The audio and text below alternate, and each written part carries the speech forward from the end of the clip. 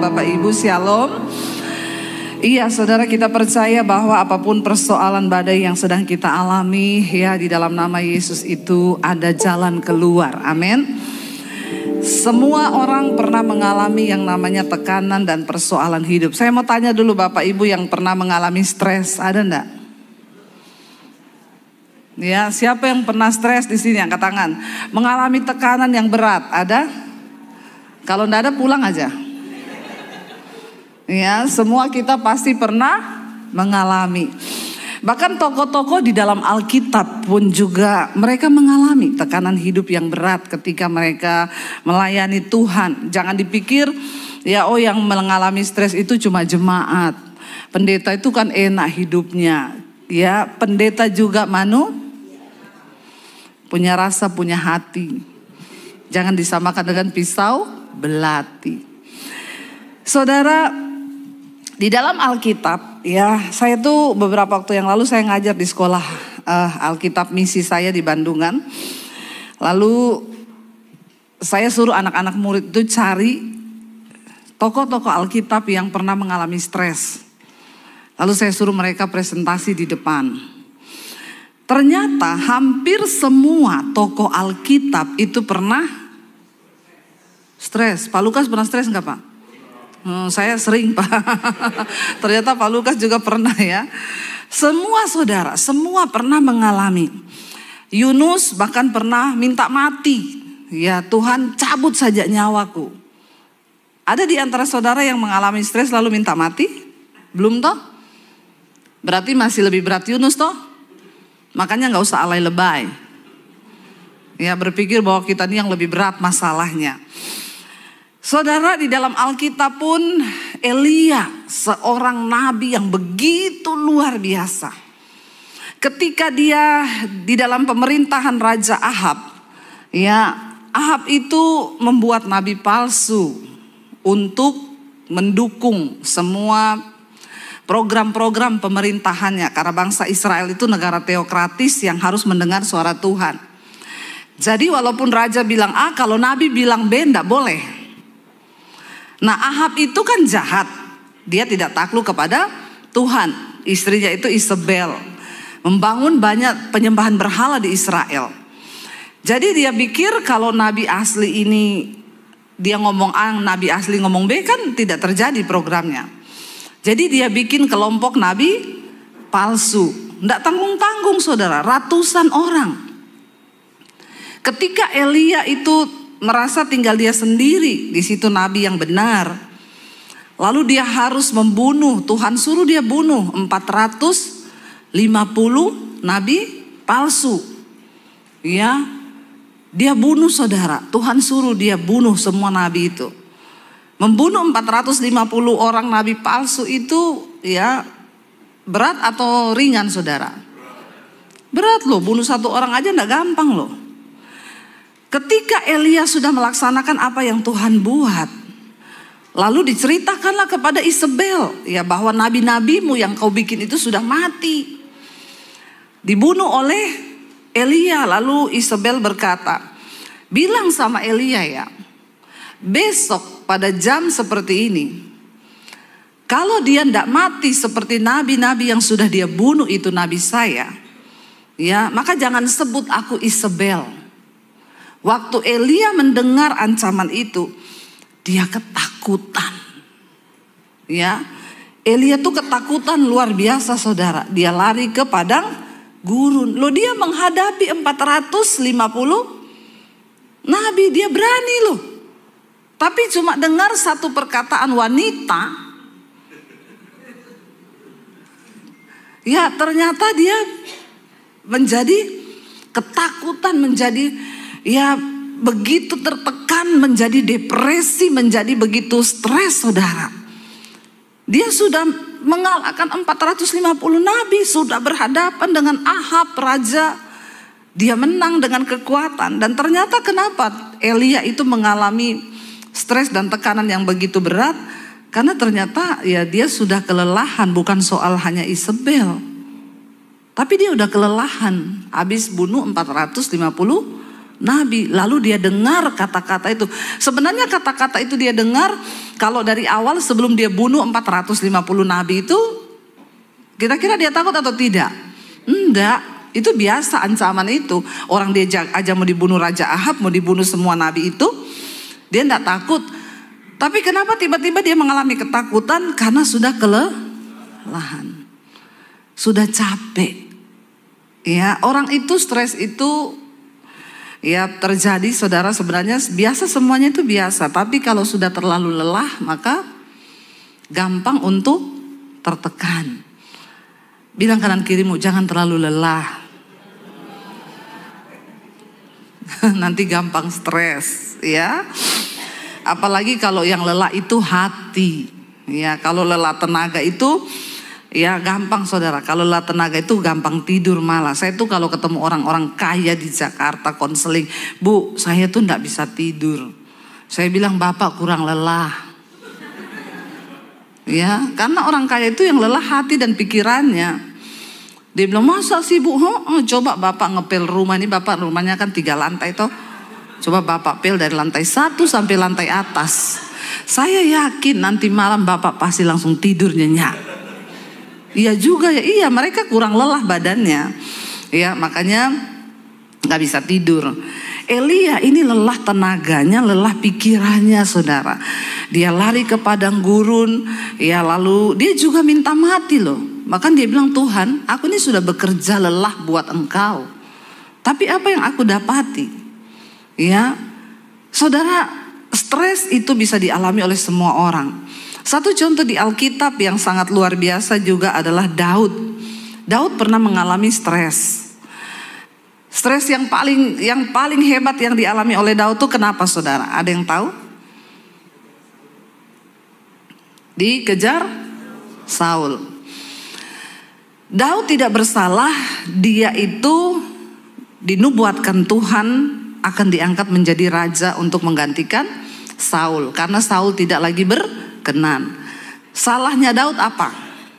Emang Daud pernah minta jadi raja? Kan tidak toh? Ya, masalah itu datang gak harus kita salah atau kita undang. Ya, sering kali bahkan kita benar di jalurnya Tuhan pun ada masalah. Daud tuh gak pernah loh jadi raja.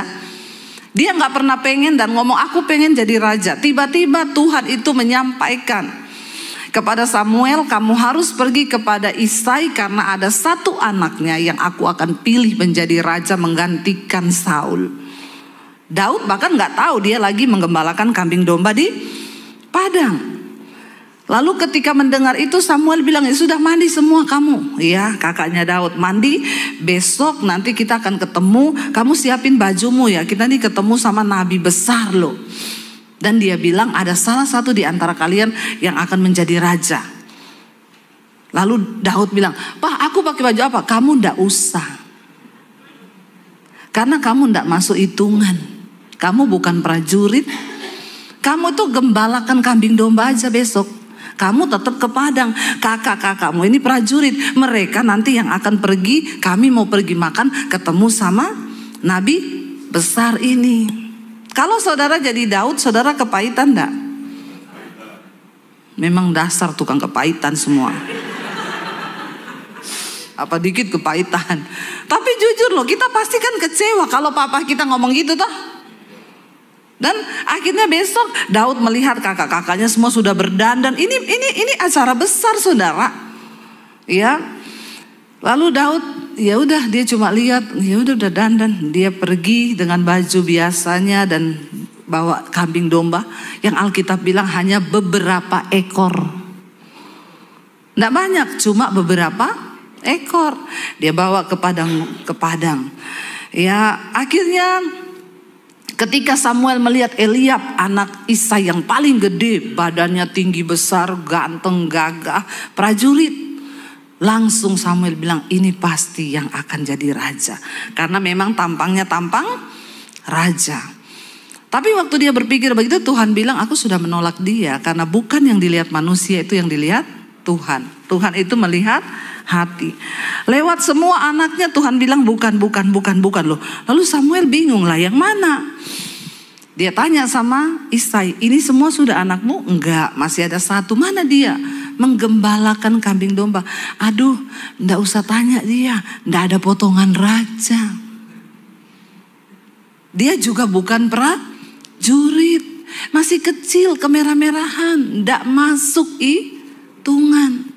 Enggak apa-apa kalau secara dunia orang bilang kita ini enggak masuk hitungan, amin. Tapi percaya Tuhan melihat saudara, Tuhan tuh melihat hati loh. Makanya jaga hatimu, amin. Untuk menjadi orang yang diberkati Tuhan, kita harus jaga hati. Di hati ini jangan ada iri, dengki, benci, kepahitan, kekecewaan. Ngapain? Hidup ini cuma sebentar. Ya, untuk mengalami enggak ada yang lain. Karena Alkitab berkata Tuhan melihat hati, enggak ada yang lain. Udah hati kita nih jaga. Ya, kita enggak bisa jaga mulut orang toh. Yang kita bisa jaga apa? Ya, mulut orang bagaimana saudara jaga? Ya, kita nih ya diam aja. Bu, tuh loh ada orang cerita tentang ibu. Saya sekarang kalau begitu, Bu, saya dengar cerita tentang ibu. Saya tanya, ceritanya bagus atau buruk? Ya buruk sih, Bu. Apa ceritanya? Panjang, Bu, sambil ngopi yuk. Soalnya kalau lewat telepon cuma pendek, enaknya sambil ngopi. Saya bilang, saya nggak ada waktu untuk mendengarkan perkataan buruk orang. Mending saya buat syuting, mending saya hidup buat berdampak. Amin, saudara. Ngapain saya dengarkan perkataan buruk orang? Nggak ada waktu saya. Bener ibu nggak mau denger, seru loh Bu, kagak. Ya, karena jaga hati susah. Ngapain dengerin omongan orang yang bikin sampah di hati? Ya, makanya Tuhan kasih kita 2 tangan untuk bisa tutup kuping kanan dan kiri. Kalau 3, 1 buat tampar mulut orang. Makanya kita nggak boleh nampar karena tangannya cuma. Ya, kalau 3, saya remet mulutmu. Tapi sayang cuma 2, jadi nggak usah nampar mulut orang. Saudara, kita bisa jaga hati kita kok. Memang kita nggak bisa jaga mulut orang, tapi kita bisa jaga hati kita. Daud itu tidak diperhitungkan. Ada alasan untuk Daud kepahitan kepada orang tuanya. Sekarang kan banyak anak-anak, saya jadi homo karena saya pahit sama orang tuaku. Ih, kenapa kau izinkan dosa menentukan masa depanmu? Kenapa kau izinkan nasibmu untuk membawa engkau kepada hal-hal yang buruk? Tidak ada alasan bagi orang benar untuk melenceng daripada firman Tuhan dan membuat masa depanmu hancur cuma karena sebuah alasan. Katakan, ada orang, saya jadi homo Bu karena dulu saya pernah begini, saya pernah begitu. Tinggalkan itu semua. Kita semua punya alasan masa lalu untuk memilih apakah hidup kita jadi benar atau salah. Jangan beri alasan apapun. Pakai semua alasan-alasan kekecewaan, kepahitan di masa lalu untuk menjadi sebuah cambukan membawa hidup kita ini menuju kepada tujuan Tuhan. Amin. Ya saudara, Daud di padang itu dia enggak nangis saudara. Ya, sambil nyanyi kepahitan gitu enggak. Ya, kau yang berjanji, kau yang menyakiti. Ngapain? Ya, Daud di padang mengembalakan kambing domba sambil nyanyi saudara. Ya, dia bikin lagu di sana. Ya, dia nyanyi pujian. Makanya Mazmur itu hampir semua lagu rohani yang saudara nyanyikan sekarang itu ciptaannya Daud. Ciptaannya Daud. Ya, tadi saudara nyanyi lagu apa? Pujian tadi yang kedua. Apa tadi pujian yang kedua tuh? Ayo, pemusiknya aja lupa loh. Tuhanlah kekuat, bukan ya? Nggak ada ya, lagu apa tadi? Itu salah satu juga lagu ya, Tuhanlah kekuatan dan Mazmurku. Itu siapa penciptanya? Ya, sekarang kan ditulis penciptanya itu ini. Padahal kan dia cuma ambil dari Mazmur. Yang ciptain siapa? Daud. Ketika dia menggembalakan kambing domba, dia nyanyi aja, ya. Lebih baik 1 hari di pelataranmu daripada 1000 hari di tempat lain. Siapa yang tulis itu? Daud yang ciptakan. Waktu dia menggembalakan kambing domba. Tiba-tiba Samuel bilang begini, Isai, kita gak akan duduk makan ya sebelum dia datang. Siapa? Anakmu yang kecil. Yakin? Gak ada potongan raja loh. Panggil, bukan prajurit, panggil. Karena kita tidak akan mulai acara. Dengar saudara, kalau sikap hatimu benar, Tuhan cari kau dimanapun kau berada. Amin. Tuhan cari engkau, dia promosikan engkau dengan hal-hal yang tidak pernah kita bayangkan. Siapa yang duga Daud sudah disembunyikan loh di padang. Karena di mata manusia dia nggak ada apa-apanya, tidak diperhitungkan. Tapi karena dia bernilai di mata Tuhan, dia nggak kecewa, dia nggak izinkan apapun masuk di hatinya lalu menjadi kepahitan. Dia tetap memuji Tuhan. Lalu lewat Samuel, nabi besar itu Tuhan bilang, cari dia. Acara ini nggak mulai kalau dia tidak ada. Wow nggak? Mau sehebat apapun manusia menutup jalanmu, sehebat apapun orang coba merendahkan engkau, bahkan menutup pintu berkatmu, kalau Tuhan yang buka, maka tidak ada seorang pun yang dapat menutupnya. Amin saudara. Ya, saya ingat saya dulu ada pendeta bilang, saya tutup pintu pelayananmu, saya tutup pintu berkatmu. Saya bilang, dia bukan Tuhan. Kalau Tuhan yang ngomong gitu saya takut. Tapi manusia bukan Tuhan. Waktu ditutup pintu, Tuhan buka lewat YouTube. Ya, maka saya bisa jadi YouTuber. Gak ada yang tahu kan saudara. Yang harus kita jaga adalah hati. Lalu ketika Daud diangkat menjadi raja, urapan Tuhan, ternyata memang Daud yang dipilih Tuhan. Sampai bapaknya bilang, ndak mungkin loh, ndak mungkin. Ya terserah, dunia bilang nggak mungkin. Kalau Tuhan bilang mungkin, maka tidak ada perkara yang mustahil saudara. Akhirnya ya ketika Saul sudah ditolak oleh Tuhan, Daud memenangkan pertempuran. Ini Daud sudah diurapi raja loh. Waktu ketika di medan pertempuran ada saatnya Tuhan akan mempromosikan engkau. Bahkan di waktu-waktu yang gak terduga. Loh saudara tahu promosi Daud itu, dia gak sadar hari itu hari promosinya loh. Sudah berbulan-bulan prajurit bangsa Israel dipermalukan oleh yang namanya Goliat. Berbulan-bulan Goliat meneriaki bangsa Israel, siapa yang berani maju lawan aku? Tidak ada yang berani. Di padang itu berbulan-bulan mereka pun latihan bagaimana memikirkan strategi mengalahkan Goliat. Daud ini tiap hari mengembalakan kambing domba, sudah diurapi jadi raja. Daud gak ngomong gini, "Pak, aku ini udah diurapi loh jadi raja. Besok aku jadi prajurit ya. Kasih aku pedang, bikinin aku baju prajurit." Enggak, hidup ini santai aja saudara, amin. Kalau kita mengalir dengan rencana Tuhan, santai aja, tiba-tiba Tuhan bukain jalannya. Saudara, akhirnya ketika saat itu Tuhan mau promosiin Daud, bahkan Daud enggak tahu.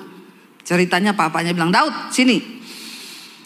Kakak-kakakmu itu lagi di medan pertempuran, enggak pulang-pulang. Karena ada raksasa yang namanya Goliat itu lagi menantang bangsa Israel. Ini bawa rantang ini isinya nasi, roti, jelai. Kamu kasih ke kakakmu di medan pertempuran. Antar, jangan lama-lama, mereka lapar." Daud bawa rantang sambil nyanyi di medan pertempuran. Dia nggak tahu hari itu hari promosinya toh. Lalu dia bawa rantang itu sampai sana, kaget.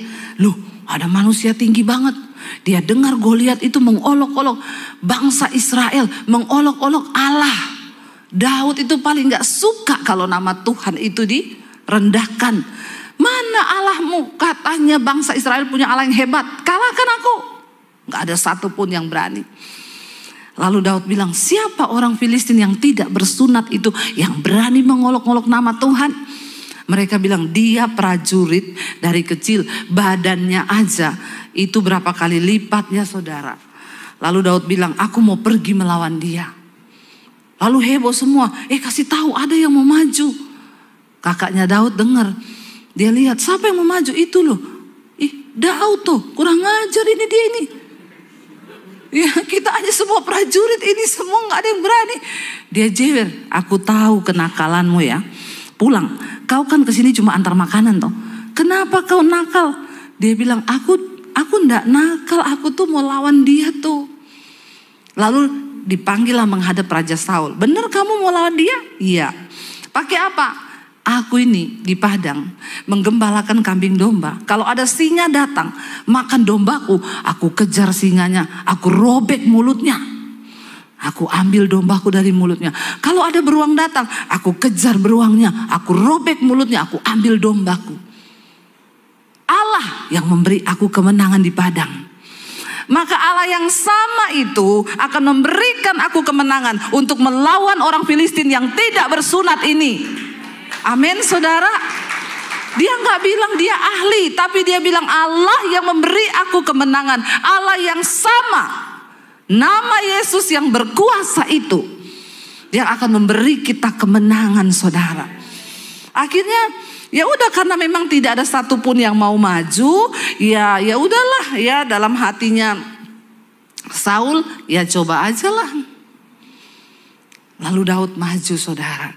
Dipakein baju sirahnya Saul, pakai ini, Daud nggak bisa jalan.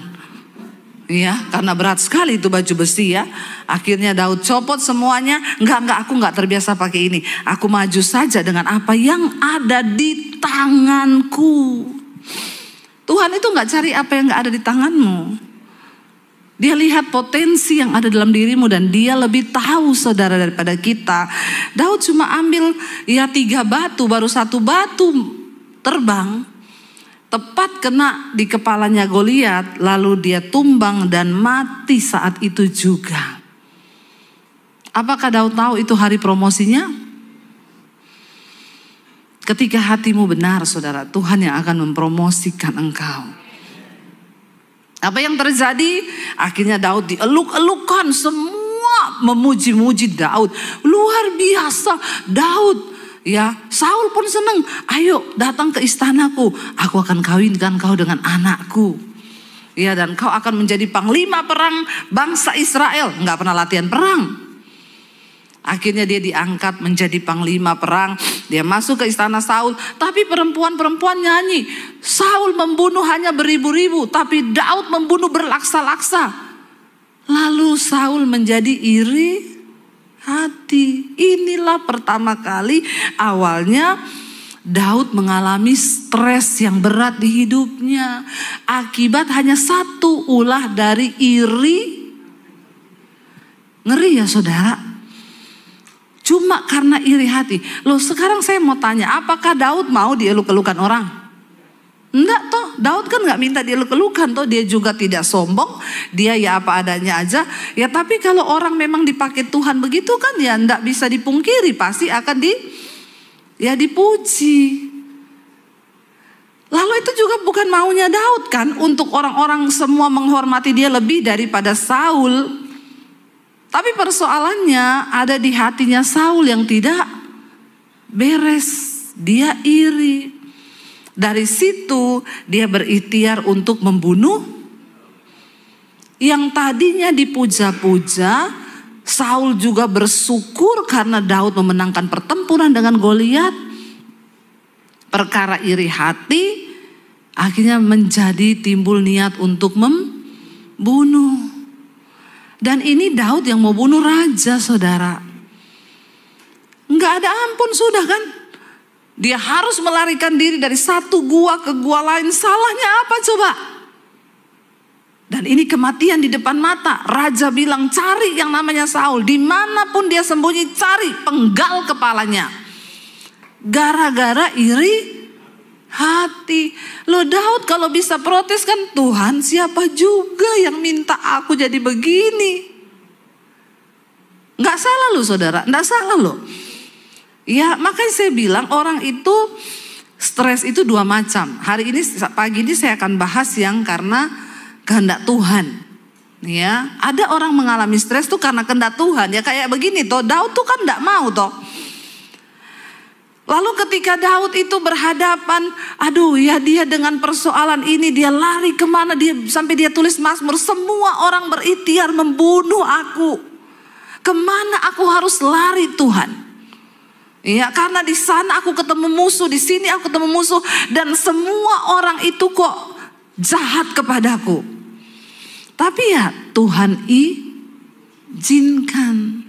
Ada proses dalam hidup ini yang memang Tuhan izinkan. Kita sudah bertanya, salahku di mana? Tidak ada salahmu. Tuhan bilang kau tidak ada salah, tapi aku izinkan itu terjadi. Tapi kan puji Tuhan kita ini belum mau dibunuh toh. Enggak dicari sama Presiden Amerika toh.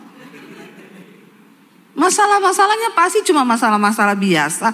Ya udah jalani aja, bersyukur aja. Paling cuma difitnah, cuma direndahkan, cuma begini. Belum lah. Ya. Berbahagialah engkau kalau engkau menderita karena kehendak Allah. Ya. Karena itu berarti mahkota kemuliaan akan diberikan kepadamu. Tapi apa yang Daud lakukan saudara ketika dia itu di dalam stres mengalami tekanan yang begitu berat? Ya, ada dua tekanan. Hari pagi ini saya bahas yang tekanan karena diizinkan Tuhan, nanti yang karena dosa. Mazmur 43 ayat yang kelima saudara. Di sana Daud berkata begini. Ya, dia bilang kepada dirinya sendiri. Kita harus tiru ini. Daud berkata begini, Mazmur 43 ayat yang kelima, kita baca bersama. Mengapa engkau tertekan hai jiwaku, dan mengapa engkau gelisah dalam diriku? Berharaplah pada Allah, sebab aku bersyukur lagi kepadanya, penolongku dan Allahku. Ketika engkau mengalami situasi yang berat karena tekanan yang karena kehendak Tuhan, dikatakan, mari kita tiru. Daud itu bilang kepada jiwanya, mengapa engkau tertekan? Ingat saudara, orang pertama yang dapat menolong ketika kita dalam tekanan adalah diri sendiri. Jangan harap suami atau istrimu, tambah sakit hati kau. Ya, kita lagi tertekan, lagi ada masalah, berharap, mana suamiku ya, kok dia tidak belai-belai kepalaku sih? Tambah gondok. Kenapa? Karena perempuan sama laki-laki itu beda. Perempuan itu lebih pakai perasaan, laki-laki itu pakai logika. Makanya kita kalau ribut sama suami, kita nangis percuma, dia ngorok. Ya enggak ibu-ibu? Ya kau nangis sendiri kau sampai pagi, dia pengalaman pribadi ya. Dia ngorok, lalu kita sakit hati, ya. Lalu kita bilang besoknya, kamu tuh ya enggak ngerti perasaanku. Enggak bakal ngerti, karena laki-laki pakai lo. Dia gini, ya udahlah ada masalah selesai aja, tidur ngantuk ini. Kan logikanya begitu. Tapi perempuan, kenapa nggak dibelah ya? Ya nggak bisa. Orang pertama yang paling bisa menolong dirimu ketika engkau ada dalam stres yaitu diri kita sendiri. Nggak usah cari pendeta, ya, nggak usah telepon Pak Lukas. Ya, apalagi Pak Lukas enggak usah saudara, enggak usah ya. Pak itu loh suamiku Pak. Ya, enggak usah. Bu itu loh Bu Seli suamiku. Ya, kita juga pendeta cuma bisa bilang ya memang itu toh kita bisanya. Emang mau ngapa coba? Ya mau ngapa? Makanya saya selalu bilang enggak usah cari pendeta. Ya, ibu-ibu datang, Bu suamiku itu loh selingkuh, pemarah, pemabuk, penjudi Bu. Saya mesti apa Bu Debbie? Ibu berdoa. Bu Debbie itu ya kalau ditanyain gitu cuma jawabnya berdoa. Ibu sih enggak rasa suamiku. Aku emoh rasa suamimu. Karena aku duwe suamiku dewe. Ngopo aku rasain suamimu? Rasa ono? Enak ay, disuruh berdoa jawabannya ibu sih enggak rasa suamiku. Coba kalau ibu rasa punya suami kayak punya aku. Omoh, suamiku Daniel, aku mau rasa suamimu. Siapa dulu sing suruh kowe nikah?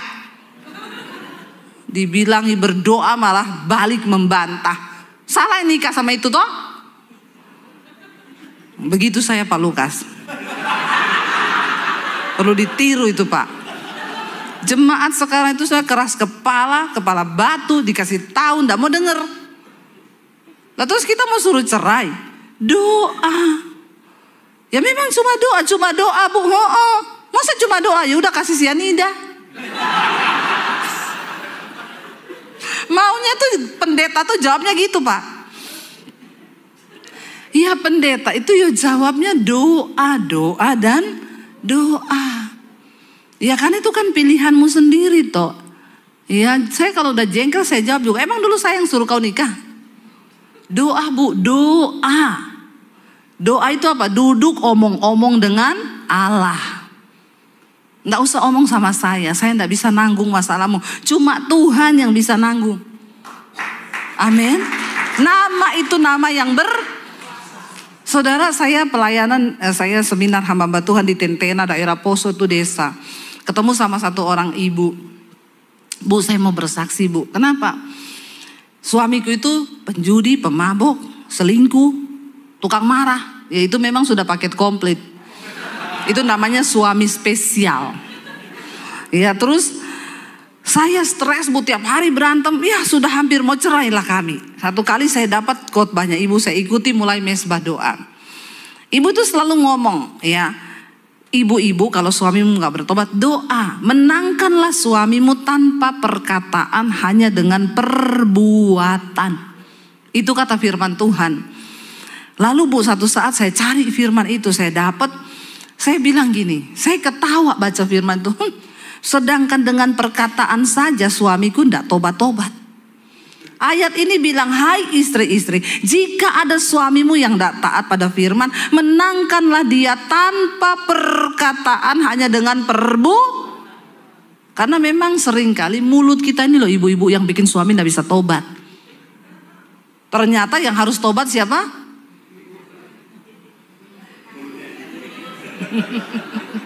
Mulutnya ibu-ibu itu ya harus dibungkem. Karena benar Alkitab bilang mending tinggal dengan beruang betina yang kehilangan anak daripada tinggal serumah dengan istri yang cerewet dan tukang bertengkar. Bayangkan loh bapak-bapak, jadi kau pergi saja ke hutan Alaska sana cari beruang. Kalau istrimu cerewet dan suka ngajak bertengkar, sana pergi ke Alaska sana.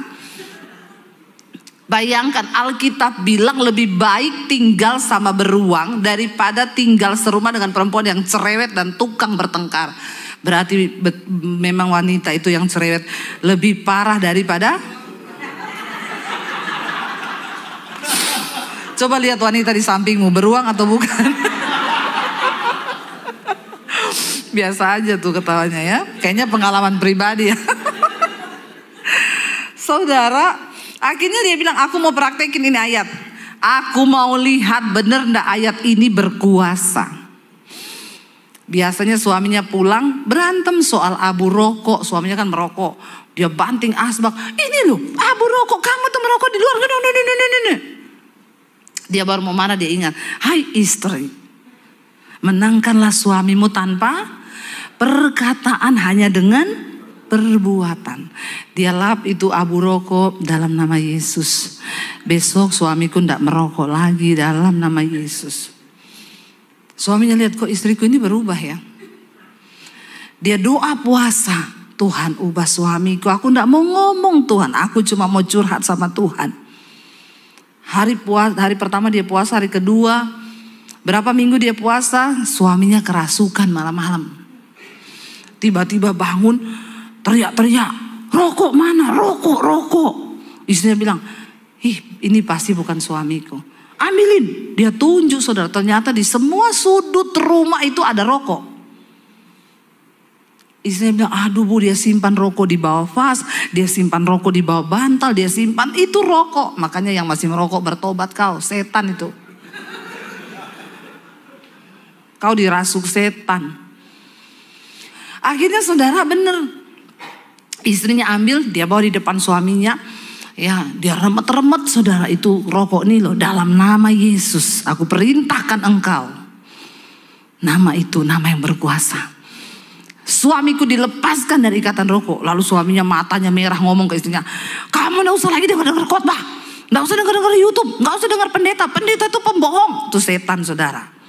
Ya, dia bolak-balik. Yang benar dibilang bohong, dia yang benar. Istrinya bilang, ini bukan kau, dalam nama Yesus aku tengking kau. Akhirnya suaminya jatuh. Istrinya bilang, puji Tuhan. Besok masih merokok lagi, belum lepas. Tapi istrinya tahan mulutnya. Dia lap abunya, dalam nama Yesus suamiku ndak merokok. Aku percaya Tuhan, peperangan ini mulai terjadi. Berapa hari kemudian suaminya pulang, jatuh, saudara, di rumah. Nggak sadarkan diri kayak orang kena serangan jantung. Istrinya teriak, Pak bangun Pak, dalam nama Yesus. Dia bangun. Ya, dia ngorok kayak orang kerasukan. Istrinya bilang, bangun Pak, bangun. Pak berseru Pak, dalam nama Yesus. Matanya langsung nyala. Dia bilang, nggak bisa. Aku nggak bisa ngomong dalam nama Yesus. Tuh, nama Yesus tuh berkuasa. Jadi kalau ada pendeta yang bilang Yesus itu bukan Tuhan, nama Yesus itu bukan nama. Coba saudara doakan orang kerasukan, bilang dalam nama Joni atau Bambang. Coba, nggak bisa saudara. Ya. Saya pernah coba doakan orang kerasukan dalam nama Daniel. Ketawa dia. Tapi waktu dalam nama Yesus, menggelepar dia, panas saudara. Ada kuasa dalam nama Yesus. Ya. Akhirnya saudara, suaminya bilang, aku ndak bisa ngomong Pak dalam nama Yesus. Bisa. Lama saudara nggak bisa keluar dari mulutnya ngomong Yesus. Akhirnya ketika didoakan istrinya, suaminya teriak, dalam nama Yesus. Sadar dia.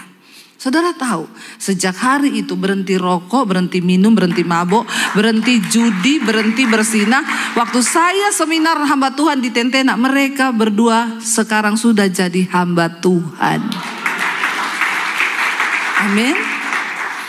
Makanya tolong dirimu sendiri dulu, duduk di kaki Tuhan. Bilang sama dirimu, hei jiwaku, kenapa kau stres? Percayalah kepada Tuhan. Jangan stres, hai jiwaku. Amin. Ngomong di kaca sama dirimu.